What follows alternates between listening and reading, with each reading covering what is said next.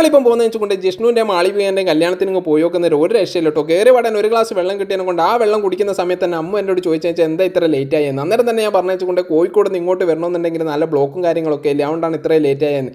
അങ്ങനെ കാവ്യനെ കണ്ടൊരു കാവ്യനോട് ഞാൻ ചോദിച്ചാൽ എല്ലാവരും ഇത് പ്രേമിച്ചിട്ടുള്ള കല്യാണം എന്ന് വെച്ചാൽ പോളനോട് പറഞ്ഞുകൊണ്ട് കാഞ്ചനമാല മൊയ്തീനെ സ്നേഹിച്ച പോലെ സത്യേട്ടനെ വത്സലേച്ചിനെ സ്നേഹിച്ച പോലെ ജാനു എടുത്തി വത്സേട്ടനെ സ്നേഹിച്ച പോലെയുള്ള കല്യാണമാണ് മോനെ എന്ന് പറഞ്ഞപ്പോൾ ഞാൻ പിന്നെ ഇവളെ നോക്കി നടന്നിട്ട് കാണുന്നില്ല കേട്ടോ. ഇവളുണ്ട് അടുത്ത വാതൊക്കെ കയറിയിട്ട് ഇങ്ങനെ ഇരിക്കുന്നത്. ഈ ഇരിക്കുന്ന കുട്ടിയാണ് ആര്?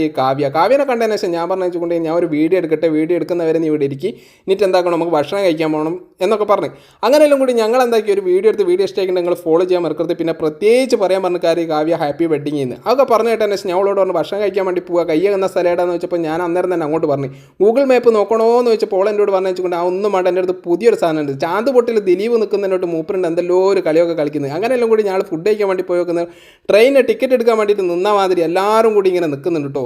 അങ്ങനെയെല്ലാം കൂടി ഫുഡിൻ്റെ അടുത്ത് എത്തി നോക്കുന്നത് ഒരു രക്ഷയില്ല മക്കളെ, ചൈനീസ് ഫുഡ് തന്നെ ഒരു രക്ഷയില്ല. അത് കാവ്യൊക്കെ നന്നായിട്ട് അറിയുന്നത്. അങ്ങനെ സീറ്റിനും വേണ്ടിയിട്ട് ഞങ്ങൾ സീറ്റിനും അമ്മല്ലാനെ പോലും വിളിക്കേണ്ട ഒരു ഗതി വന്നിക്ക്. അങ്ങനെയെല്ലാം കൂടി ഫുഡൊക്കെ കഴിച്ചതിന് ശേഷവും ഞങ്ങൾ എന്താക്കാണ് പോകാൻ വേണ്ടിയിട്ട് നിൽക്കുന്ന സമയത്ത് എല്ലാവരെയും ഒന്ന് പറഞ്ഞേക്കണമല്ലോ. അങ്ങനെ ഞങ്ങൾ എന്താക്കി കാവ്യനെ കൊണ്ടൊരു പാട്ട് പാടിക്കാമെന്ന് വിചാരിച്ചു. അങ്ങനെയെല്ലാം കൂടി കാവ്യ പാട്ട് പാടിയതിനു ശേഷം എല്ലാവരും അങ്ങ് പോയി. അപ്പോൾ നിങ്ങൾ ഫോളോ ചെയ്യും.